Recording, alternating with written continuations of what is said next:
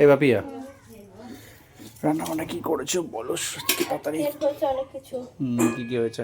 এই হলো মাছের তেল ভাজা। ভাত দেখাবো না আজকে?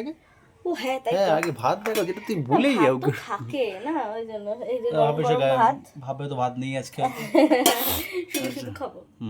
আর এই যে মাছের তেল ভাজা, পেঁয়াজ লঙ্কা দিয়ে আর রসুন দিয়ে। কারা কারা খায় জানি না, কিন্তু ওটা খেতে দারুণ হয়। আমার তো ভীষণ ভালো লাগে। হ্যাঁ, যারা খায় তারা জানে। এটা হলো ওলকপি। হ্যাঁ, ওলকপি কাঁচা লঙ্কা শুকনো লঙ্কা দিয়ে ভাজা। আচ্ছা, আলু ভাজা মতন করেছি আর কি।